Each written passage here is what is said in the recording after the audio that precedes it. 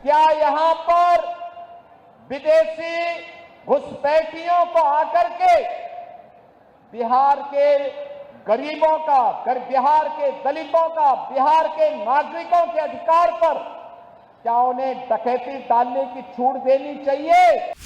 जब विकास की प्रतिभा को लेकर के बिहार का नौजवान आगे बढ़ना चाहता है, तब यहां पर बुर्के को लेकर के कांग्रेस ने, आरजेडी ने नई बहस को आगे बढ़ाने का कुत्सित प्रयास किया है।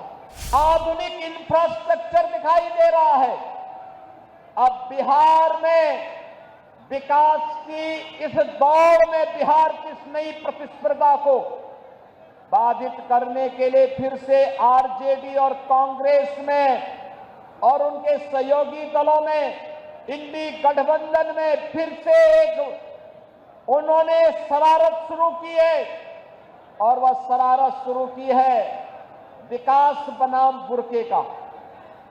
जब भी बिहार विकास के बारे में चर्चा कर रहा है, जब बिहार के नौजवानों के मुंह पे विकास की चर्चा है, जब विकास की प्रतिभा को लेकर के बिहार का नौजवान आगे बढ़ना चाहता है, तब यहां पर बुर्के को लेकर के कांग्रेस ने, आरजेडी ने नई बहस को आगे बढ़ाने का कुत्सित प्रयास किया है। आप मुझे बताइए, क्या इनको फर्जी पोलिंग करने का अधिकार दिया जाना चाहिए?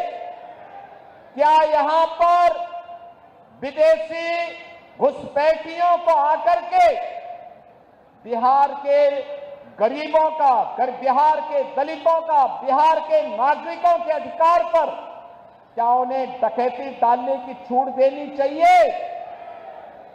बहनों और भाइयों, आरजेडी और कांग्रेस फर्जी पोलिंग करवाने की इस अपनी कुत्सित चेष्टा को, और जो एक पारदर्शी और स्वच्छ चुनाव प्रक्रिया के तहत हर मतदाता को अपनी पहचान देनी है, और पहचान पत्र दिखा करके ही वह मतदान में भागीदार बन सकता है। जब इसको आगे बढ़ाने की कार्रवाई के साथ एनडीए की सरकार उसका समर्थन कर रही है, एनडीए के सभी दल उसका समर्थन कर रहे हैं, लेकिन कांग्रेस, आरजेडी और उनके सहयोगी दल कहते हैं नहीं, फर्जी पोलिंग होनी चाहिए। ये तो बिहार के लोगों के हकों पर डकैती करने जैसा है, डकैती डालने जैसा है। ये लोकतंत्र के लिए एक चुनौती है, और यही कहने के लिए आज मैं आपसे कहने के लिए आया हूं कि बहनों और भाइयों, बिहार के नागरिकों को, बिहार के नौजवानों को, बिहार के दलितों को, बिहार के वंचितों को, बिहार के नागरिकों को उनके अधिकार से मजबूती के साथ, उस अधिकार में किसी को भी डकैती डालने का अवसर नहीं मिलना चाहिए। यह दिखाने के लिए आज जब चुनाव आयोग मजबूती के साथ आगे बढ़ा है, तब ये लोग दुष्प्रचार का सहारा ले रहे हैं। आप मुझे बताइए, आप दुनिया के अंदर कहीं जाएंगे, आपको अपनी पहचान दिखानी पड़ती है ना।